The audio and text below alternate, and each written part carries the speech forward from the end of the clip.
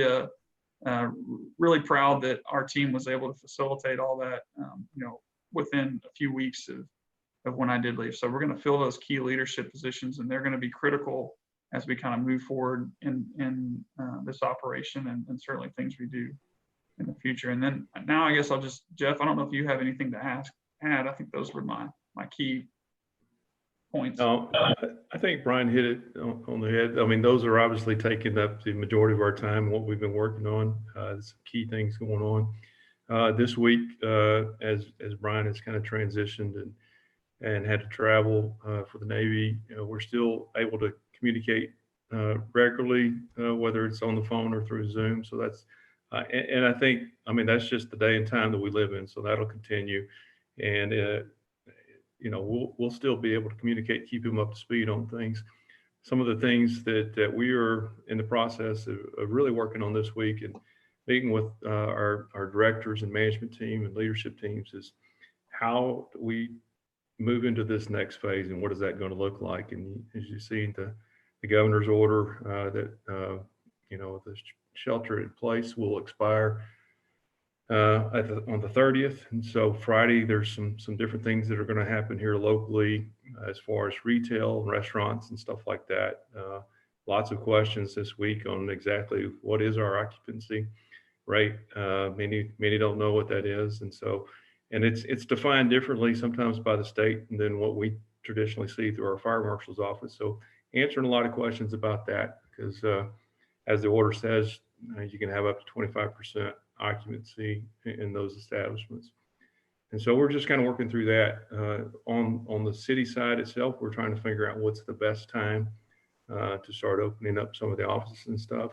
Brian and I have had a chance over the last, I guess, 6 weeks. We've been on a daily call where we meet with the health department, our local hospital administrators, and just kind of keeping track and watching where the growth of the virus has gone and the clusters and different things like that.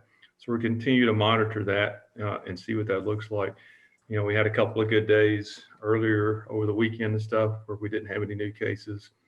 We had 6 the day before yesterday. We had 5 today.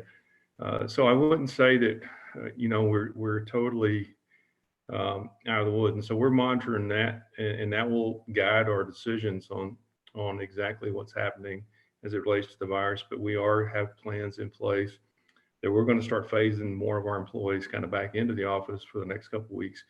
And we're going to kind of look and see what are those areas where when we deal with the public on a regular basis, how do we safeguard those areas so when the public comes in, they're safe, and when our employees deal with them, they're safe as well. And so, we'll get them in, kind of look at things. We may need to put up, various barriers, plexiglass, or whatever the case may be. Some of the things that you're seeing a lot in the grocery stores and different things like that. So we're going to be doing that over the next week or so, and then we'll be prepared and start figuring out what offices we need to start opening up and get that back going. And we've got some soft openings coming up with the library first next week, towards the end of this week. And so there's gradually things will start happening. But again, I think it's all going to be subject, and we're all going to be monitored across the state, is to make sure that we don't jump back into things too quickly, that we start seeing a spike again. Because if we do, we understand that's just going to shut things down again. And we want to do everything that we can do this in a safe manner without getting back to a point where we got to shelter in place again. So those are the main things we're working on this week. And I know, Brian covered pretty much everything that we're doing on the budget. So that was good. And as he said, we are continuing through the process. We're excited about Chief Mann coming. He'll start with our department on May 11th. And so we're excited about getting him in, getting him up to speed on what all's going on here in the city. And then, like I said, we've got a couple of interview panels we've put together that we'll be interviewing on the police chief position next week. Obviously, when those type of positions, we normally have a lot of public engagement, different things like that, but it's just not practical during this time period. So we're having to do things a little different. We would love to have all of that public engagement where you get the meet and greets and the different things, but we're having to do things a little bit differently, but we're still moving forward. And I think we're going to get a good product out of it. So. Great. All right. So let me remind people that if they have questions, the chat window, you should be able to see the chat window at the bottom of your screen. By simply moving your mouse towards the bottom, it sort of floats up and opens up magically. And so feel free to post your comments and your questions there. But let me start by asking, so there's a lot of experts over at A&M that are sort of like experts in the pandemics and things like that. Has the city been consulting with any of them in making its plans? Yeah, absolutely. And Jeff mentioned the call we've been on, which has been a tremendous effort from everybody in the community. I mean, the city of Bryan, Brazos County, the hospitals, and then obviously A&M, both from A&M being a huge logistical part of how we do everything, and then also because they do have expertise, and their reach goes even further to, they've worked with the University of Texas. A lot of people have seen the University of Washington model. They're in contact with those folks as well. So we've absolutely been in contact with them. They're also working with the state at that level to help on the decision process. So we're fortunate to have that, and we work with them both from the standpoint of kind of taking their guidance, which is, as you can imagine, it's very similar to what you hear from a lot of the experts. It's also, I think, a challenge that they're doing everything that they can, but they really have probably a small amount of data compared to what everyone would like to have, but they're doing a really good job of refining their models and giving us advice. And that's definitely part of our decision making, and they get to weigh in on that as well. And again, on the other side, just because of A&M's impact in the community, both from everyone that works for them, the students, to the economic impact, having them involved in those conversations is good. And again, it's a daily conversation with those folks. So it's been definitely beneficial, and something that I would say a community of our size normally doesn't have that kind of access to information the way that we have been. And I would say, if you look at some of the challenges that we've encountered as a result of this, I think we've fared pretty well because of the decisions we've made based on those discussions, and all really work together, because we kind of said early on, the virus doesn't care whether you're in the city of College Station, the city of Bryan, out in the county, or on A&M's campus. I mean, we are literally one community when it comes to this thing. So being able to make those decisions together has been really, really critical. Great. So sort of focusing still on the somebody's not muted and hearing a little bit of feedback, but anyway, in terms of the economic impact of the virus, it's certainly very likely that there's going to be like no football season possible. We might see fewer students. Have you done any sort of like worst case scenarios in terms of what kind of economic consequences there are going to be for the city in terms of reduced sales tax and along those lines? So yes, I would say that I'm always careful, and I think you have to be when we look at we look at worst case scenarios almost for a living, but we also don't want to presume anything related to it. You saw Baylor came out and announced they were going to have classes. I know they're still looking at what a sports and those things look like.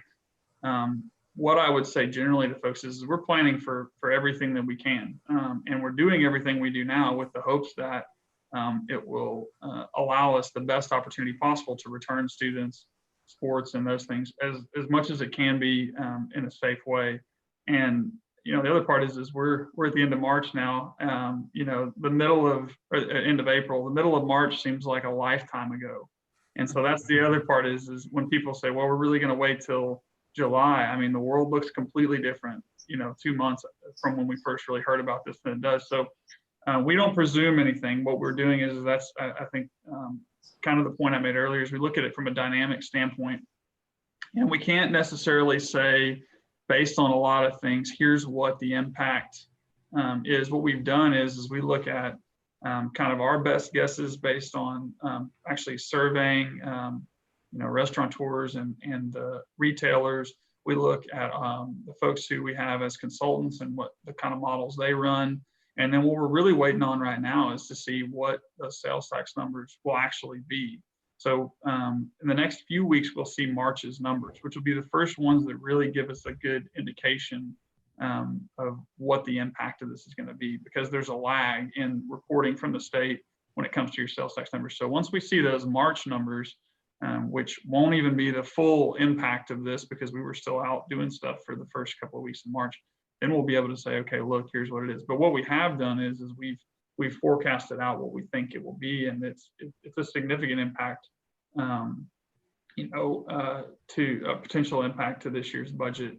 The other thing I would say is we have not to this point incorporated any kind of federal funding or anything like that. We basically have set things up to say if we have to go this alone without any kind of stimulus or reimbursement from a higher level, which we're working on that piece right now, and hopefully we'll have a better understanding of what that will be. We're working and saying, what does that look like? But the reality is, I think it's kind of, we're doing the same things we do in a lot of other scenarios. And I grew up on the coast, so it's like, you say to a city down there, well, what does it look like if a hurricane hits you? Well, you run different scenarios, but that could mean, any number of different things. And so what we do is we kind of look at it and say, knowing what the biggest impact will be, which is sales tax, where could it go from A to Z? And we pick the spots in there that we feel like are most likely. And that's what we've done. And again, one of the reasons that we've chosen to approach the fiscal year 20 budget the way we have is, you could say, well, look, we're gonna take a little bit of a hit in 20, but we're gonna push some of that over to 21. Well, we feel like the better tact is let's do everything we have to in fiscal year 20, because if it means that if things get really great and we get lucky in fiscal year 21, then fantastic, we're back to normal and we do that. But if it gets really bad, then we haven't used up all of our available resources in 20 to be able to handle this. The other part that we also have to think about is that everyone is focused on COVID-19 right now. Tornadoes still exist, hurricanes still exist, other things still exist. And so while I certainly wouldn't wish those on anybody, we have to have the resiliency within our budget and within our organization to be able to handle those things as well. So that's the other part that we look at is we can't really say for sure what the impact of COVID-19 will be, but we absolutely have run different scenarios, and we'll continue to do that of what if we don't have X amount of sales tax. So sort of changing gears a little bit, or actually sort of real quick on the impacts directly. So Jennifer Prohaska is now assistant city manager. Is she going to continue to serve as planning and zoning, or is the hiring freeze going to? Yeah, she is right now, and eventually, and we'll change that. There's multiple reasons for that. It's also not the ideal time to recruit. When it came to the fire and police chief, we were fortunate in a lot of ways that we started that before all this happened and really had a head start. It was just a matter of closing the process out. But anytime we make a hire, and that goes for every position in the city, to me, it's absolutely critical. We are driven by people. That's what does our work, especially when it gets to those leadership levels. So what we decided to do was, she is slowly moving in. She's in the ACM role, but she's transitioning that. And then when we get to a point where both fiscally it makes sense, and then also just from a strategic standpoint, then we'll transfer that over. And we'll want that because, again, as I become less and less available, those decisions that you make in the city manager's office and being able to have the appropriate amount of resources are just critical. And I won't go into it totally, Rich, but what you raised is a good question. And there's, a lot of what we do is people's salaries. And some of the initial reaction anytime you have these is, we'll just get rid of people, and especially ones at the top. You don't need as many of those, but you also have to realize that you have to have the appropriate coverage to be able to make the decisions that we do. And we have a $360 million a year budget. So having the appropriate amount of people to make and the right people to have those decisions be made affects a lot of money within our budget. So we have to balance what jobs can we afford not to hire because they're essential from a standpoint of delivering services, and then also ones that are essential from a strategic standpoint. But for the time being, both because I do have the ability to support the office still some, and because of everything else we've talked about, she's performing both jobs So we're getting a heck of a deal right now, but at some point we will want her to really transition into that ACM role completely and be able to bring somebody in for that planning role. So I want to change gears just real quick. Think a little bit about other things that are going on besides responding to COVID-19. What's the status of the comprehensive plan process, and how important is that process in the way the city works on I'm not going to say day to day, but on a month to month, year to year basis? I think we could have a whole conversation just about this, about how I feel about it. But I will say, from a practical standpoint, we're still doing some of the technical work, and I think one of the things that's key is this is an update to the plan. It's the main purpose behind it is to look at and say, are we accomplishing the things that we set out to do, and or are those still the things we still want to accomplish, and how do we do that? So that's one key component, and I just say that because I think a lot of folks get it where they think it's a completely new comprehensive plan, and there are some differences there. But from a practical standpoint, we're still doing a lot of the technical work associated with that, and it's one of the things we can talk a little bit more about later about some of the things going on there. But we have slowed down because of the public interaction piece that's so critical. We've said we can't really push that forward now because we're not going to be able to get all of the information that we need. Having said that, we're working again on different ways to get that information, but I think that there's still a component of meeting and talking in person that those kind of plans need to have. And so we're kind of stall that portion, and we're trying to get everything else done that we can so that when those conversations happen, that all the information is there. As far as how important it is, to me, they're extremely important, as important as any plan, if the community believes they are important. And I say that because one of the key things that you get at a staff level, but just in general, is you have folks who say, listen, this isn't a comprehensive plan, and the city as a staff or the council is not going by it. And just like any document, that's the key to it, is how much does the community buy into it and support it. And I say all the time, and I've said to some folks on this meeting, I feel like one of my key jobs is I don't set policies. I make recommendations and I try and execute them as best I can based on what the community wants. But there is a pendulum swing that happens in any policy and in any city. And one of the things that I think is part of my job, if I can, is to slow that pendulum to where it doesn't swing as widely, and then it is that we go in the direction that the community wants overall. And a comprehensive plan, when you think about something that could last 20 years, elements of it won't. But if we really, as a city, have a vision as to where we want to go, and we adhere to that, it's going to help accomplish that, far beyond any individual personalities in my role on council or anywhere else. It just says this is a guiding document for the community. It takes public input from everyone. And I will say that sometimes I have been places in the past where they get public input from people, and the people who gave the public input are very, very happy about it. And this great comprehensive plan passes. And then folks who either didn't want to be or weren't involved for whatever reason say, well, that's fine that you guys passed that, but that's not what we want to do. And so it doesn't function. And I think that's the key is when we look at a comprehensive plan, yes, the formation of the plan is important, but like everything we do, that has to be the basis for what we do. And then we have to be engaged at a staff level, at an elected official level, and the community level all the time. And how do we continue to shape that? Is this still the way we want to go? Does it still make sense?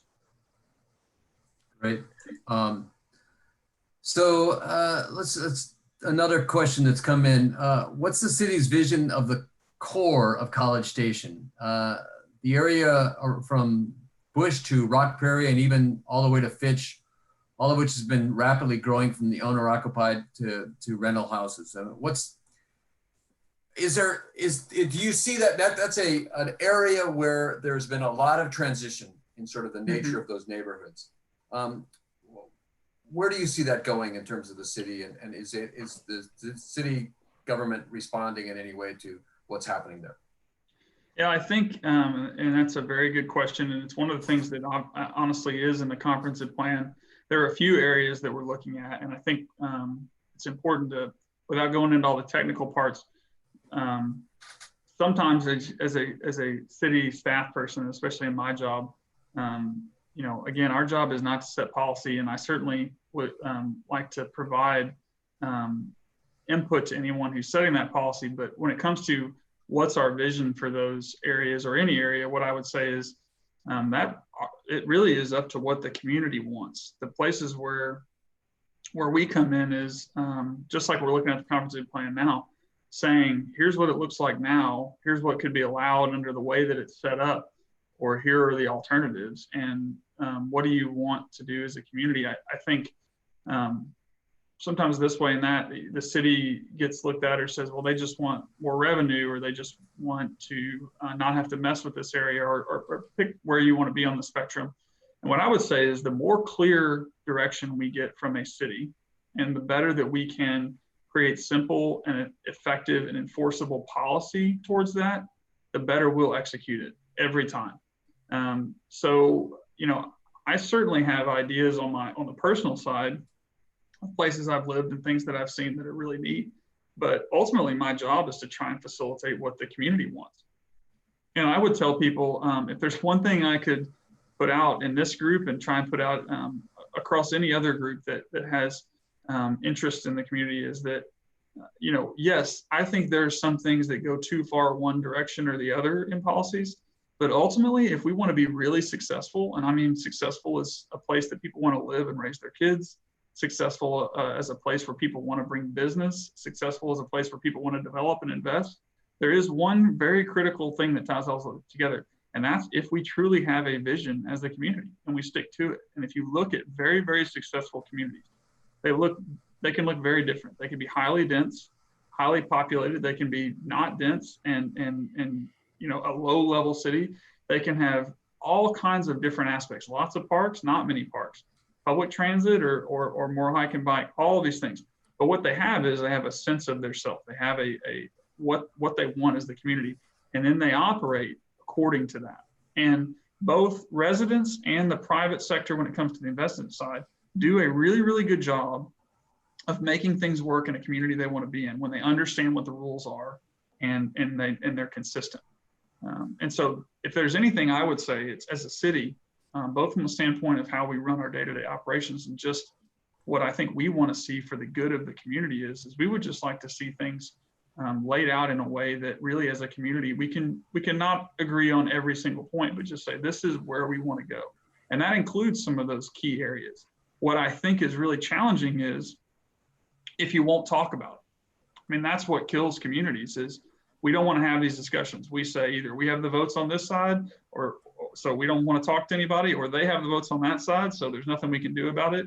Part of our job is to keep pushing those very difficult conversations and getting to a point where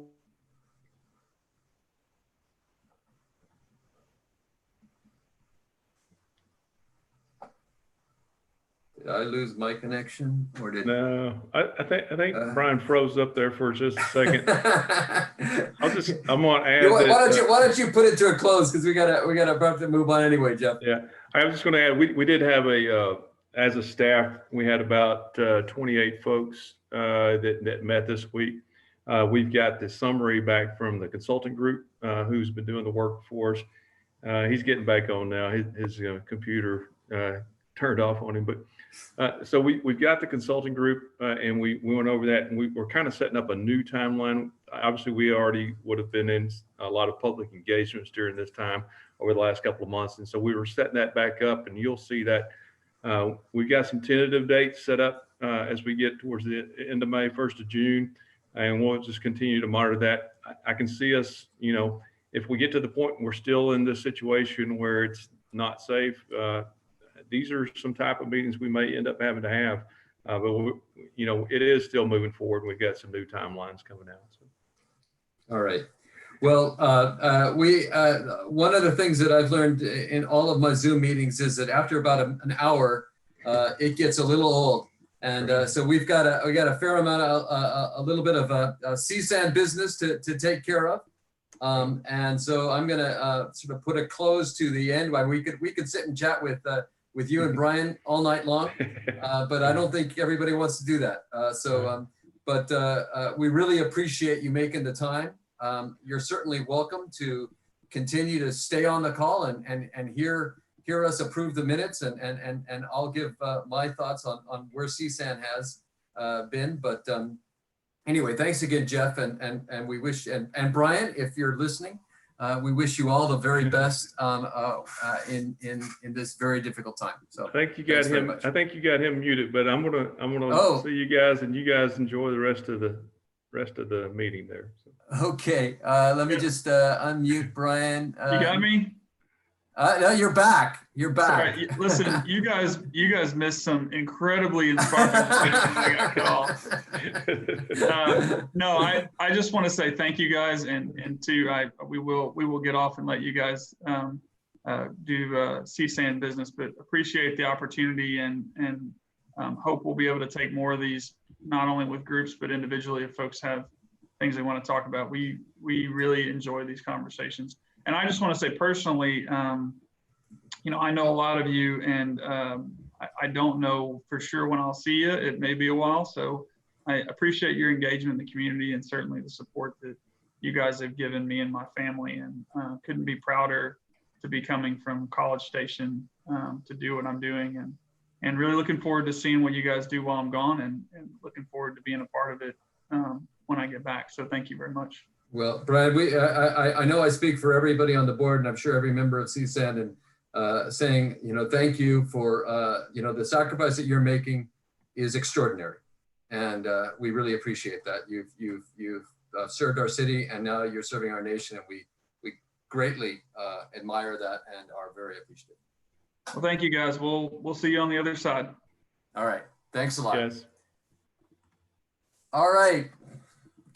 So now I hope don't run away yet, please. Just because our city managers have disappeared, I hope you'll stick around. We're gonna have a brief meeting of the members of the College Station Association members, and this is our second annual meeting, and I am going to call that to order right now.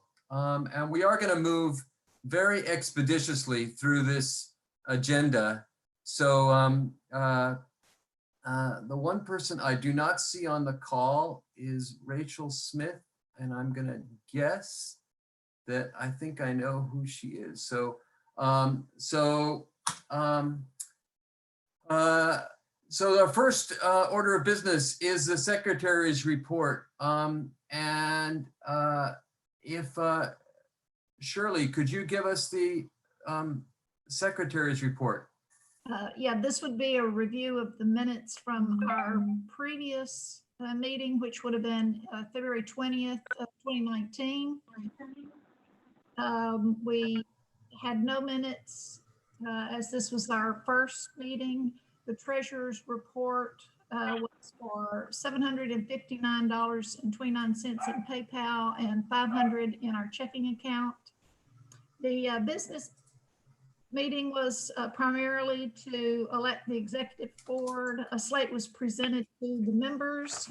Our current president, our acting president at the time, was Richard Woodward. Treasurer was Rachel Smith, and our secretary was Shirley Dupriest. We requested nominations from the floor. There were none, so there was no discussion. We had a vote with a show of hands. There was a unanimous vote to elect the slate as presented. Following that, at the next meeting, the chairs were appointed by the board, and the meeting was adjourned. And those are the minutes for our meeting last year. Thank you, Shirley. So the minutes, a motion to approve the minutes is provided in an email ballot that has been circulated to all the members. So I'll circulate that at least one more time and ask you to sort of get on there and say, yes, I agree. Thanks very much. Rachel, I think I have unmuted you now. Are you there? Can you hear me? Yes, we can. Great. All right. Okay, so as of our current funding is $2,668.17, And our expenditures since our last membership meeting are $4,907.93. That's the treasurer's report? Yep. All right. Thank you very much, Rachel. So, Thank you. all right. So we're back in business. So we now have election of the members of the board. So the board consists of currently 9 members. There are 2 members who are stepping off the board after this term. When we organized the board, we were very thoughtful in terms of thinking we need to force turnover in order to keep our organization sustainable. Fortunately, Kathy Brick and Linda Bendixson have both agreed to stand for election. And so again, the ballot has been circulated to the members by email, and I will circulate again and ask you to vote on that. We have 2 outgoing members of the board who have served admirably for a long time. And Tina Evans, I have just unmuted you. If you would be willing to say a few words of thanks to Fred DePriest and Lisa Halpern. Okay. Can you hear me? Yes, we can. Okay. I didn't write these words, but I liked them, so I kept them. This is basically a brief farewell to Fred and Lisa and we're very grateful for both of their service. The strength of our founding board has been based on a solidarity of purpose to protect our homes and neighborhoods against the threats of incompatible uses. Regardless of where we live, we want to make sure that our city leaders live up to the promise of neighborhood integrity. Fred DePriest has been and will continue to be an invaluable resource to CSAN. His dedication to detail and his language has kept us focused on the important policy questions. Fred has been an advocate for making fact-based decisions, and he's gained the respect of many at City Hall for being a straight shooter who's interested in pursuing answers. Although Fred will be stepping down from the board, he has assured us that he plans to continue in his role in developing policy proposals that both protect our existing neighborhoods, but also look to the future and our growth and financial strength of our city. Lisa Halperin is stepping down from the board right now at a time when we will miss her expertise in intra-organizational relationships and organizing community activity. Lisa's been a tireless contributor to our election activities and ensuring that we were doing the things that are the most important to delivering our message to the wide variety of nonpartisan voters in College Station city elections. Lisa will be continuing in her vital role as a neighborhood advocate on the Comprehensive Plan Review Committee that requires both experience as well as a commitment to doing what is right for the entire community. I'd like to thank you, Fred and Lisa, for your dedication and your professionalism. I hope you're not going too far away. That's a personal note. Thank you, Tina. That was great. And I know that Lisa and Fred will be sorely missed, but forcefully and capably replaced by Kathy and Linda. So we're pleased that we have that turnover.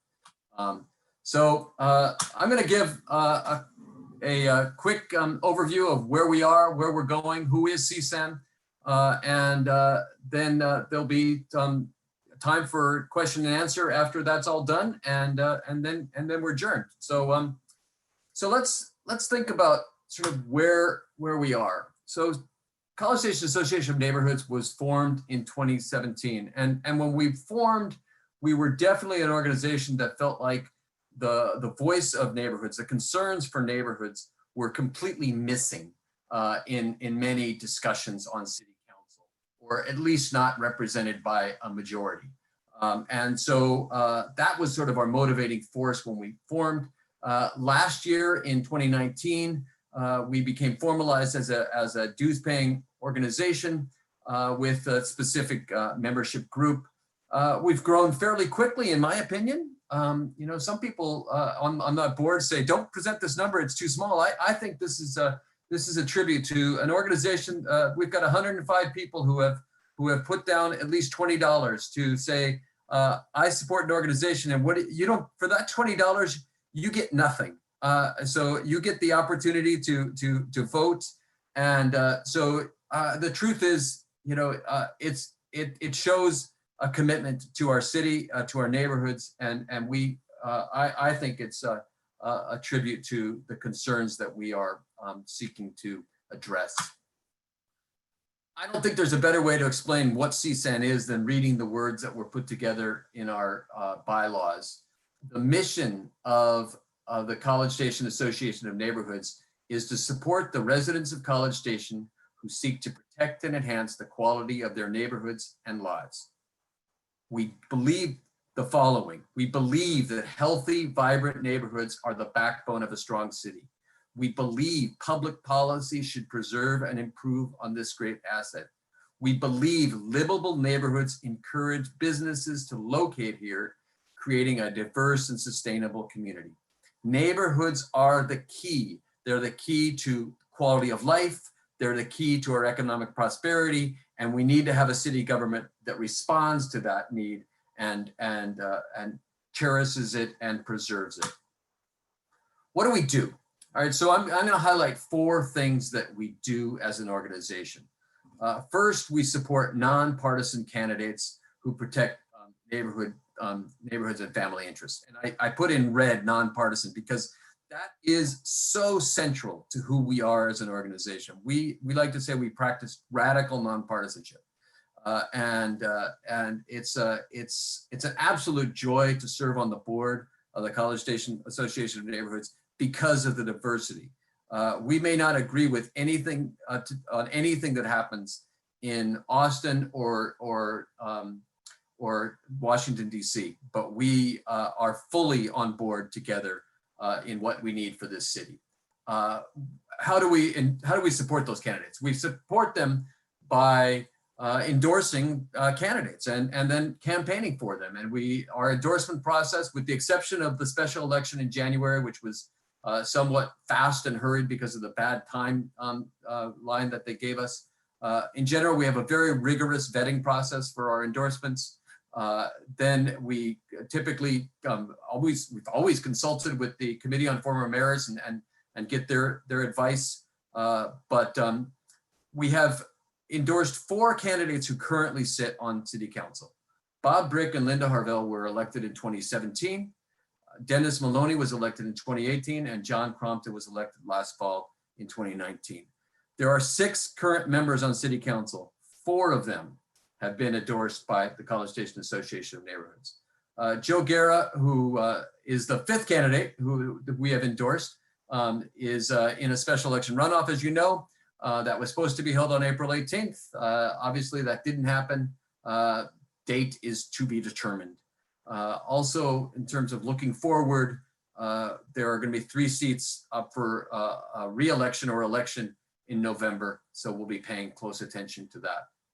The way we accomplish these things is not our name, our endorsement doesn't mean that much. What means a lot is that we have lots of members who knock on doors, who lick envelopes, who do the hard work to make sure that, and talk to their friends, to do the hard work to make sure that everybody in this community knows who are the candidates who are going to stand up for neighborhoods.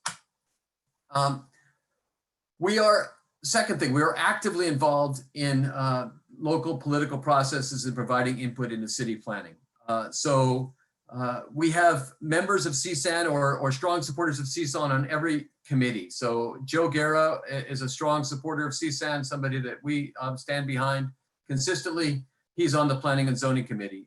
The Comprehensive Plan Review Committee, Lisa Halpern sits on that committee. And it goes on. On every committee, CSAN has input, and we strive to find the right people who are neighborhood supporters who are going to be there for us on those committees.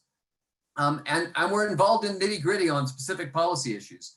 The recent changes that were made in the neighborhood conservation overlay process, Fred Dupriest was in the middle of that discussion and was very influential in the final decisions that were made on that. if you listen in on any city council meeting, it is very clear that neighborhood integrity is a high priority in every decision that is made.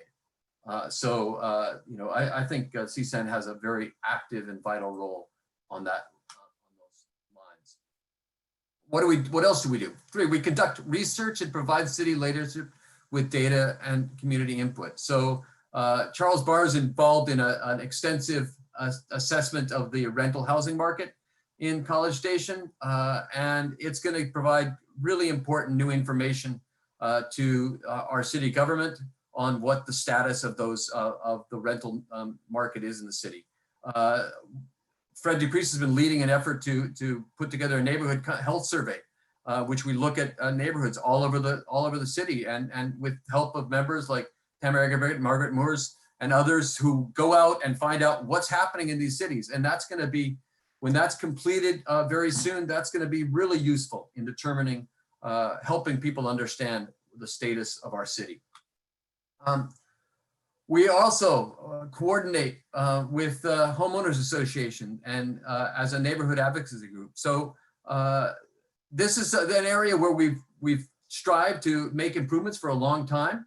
But in the last several months, we made an important advancement because City Council member Linda Harvell asked the staff to look at our regulations regarding short-term rentals. David Higdon heard that call and said, we need to jump on this. We need to pay attention.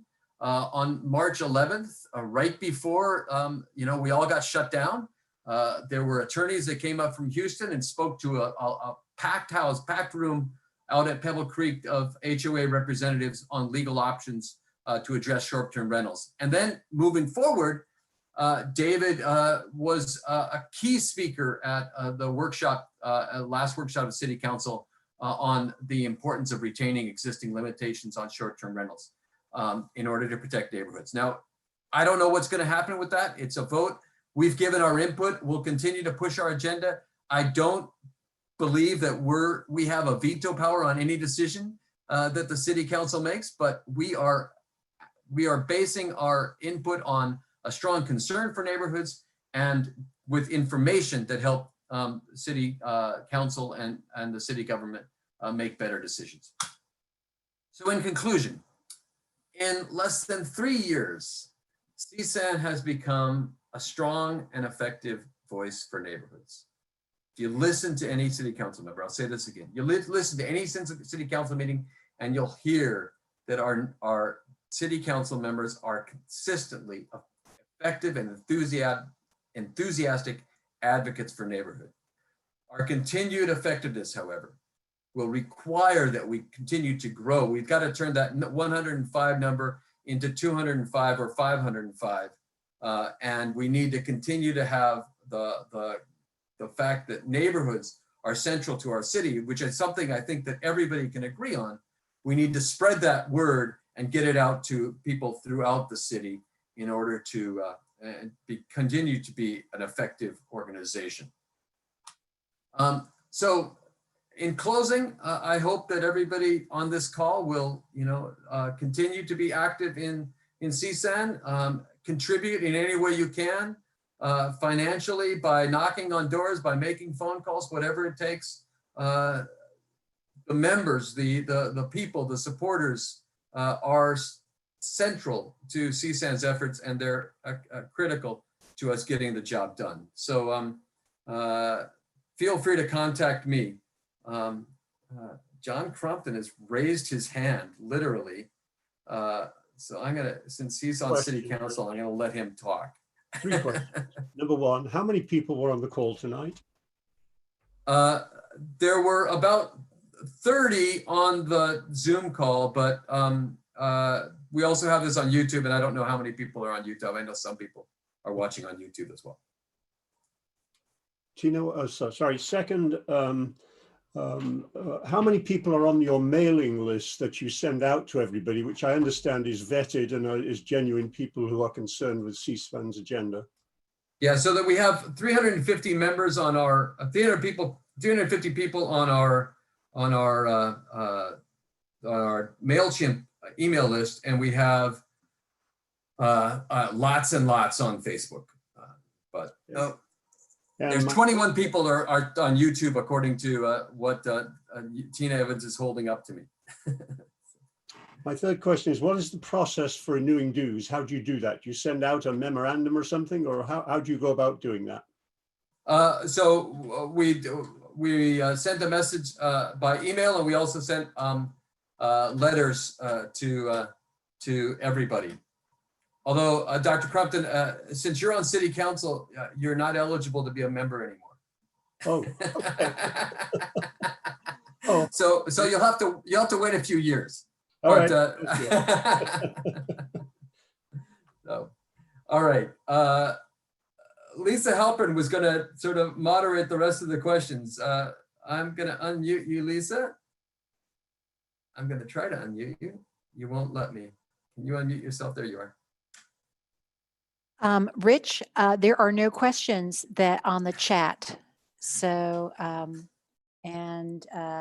I'm going to look and see if there's anything that's been added to the other. And I honestly don't see anything for you. I think people don't take this personally. People had a lot of questions for Brian Woods and Jeff Capps, but so far nothing for you. Okay. All right. Well, I just took the liberty to unmute everybody, and anybody who wants to can just sort of spit out a question, and we'll see how much chaos we create.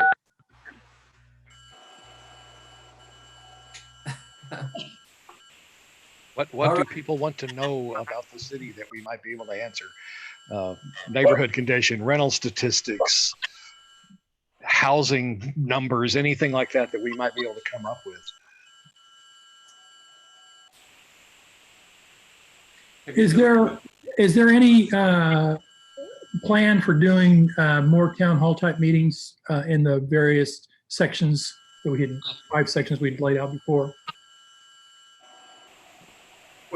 We haven't planned to do that. No.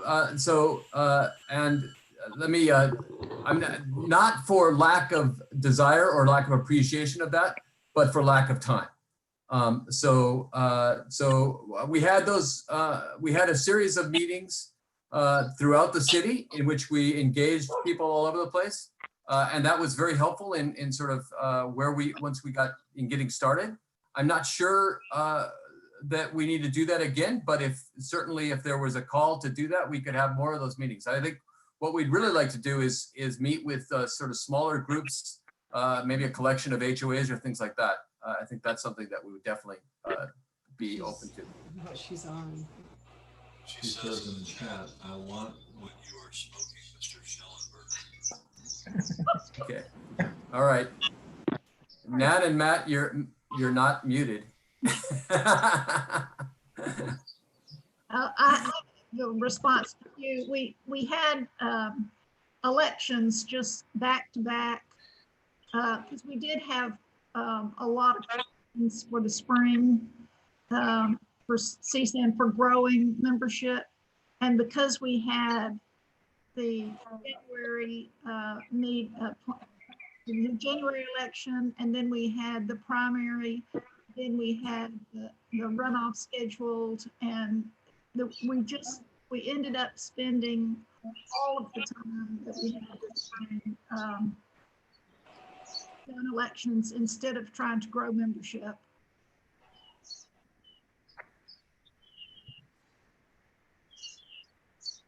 All right. Well, hearing nothing else, I think we can adjourn this second annual meeting of the College Station Association of Neighborhoods. I really appreciate everybody who decided to join us via Zoom or via YouTube, and we'll look forward to engaging with you over the course of the next 6 months. We want to continue to have more meetings of the members, and it's the truth that Shirley hit the nail on the head. We have been running from election after election after election for the last year. So certainly after November, hopefully there won't be another special election for a couple of weeks and we can actually catch our breath and focus on other things. So anyway, thanks once again for joining us. And I give you back the rest of your evening. Thank you, Rich. Thanks, Rich. Wait, so now we all have to go. I want to talk to all my friends. I want to talk to all my people. I won't end the meeting. Go ahead. Feel Oh, free. wonderful. Mind, we're on wait. the internet. We're on YouTube right now. So Oh, I can stop the streaming on YouTube, I think. That might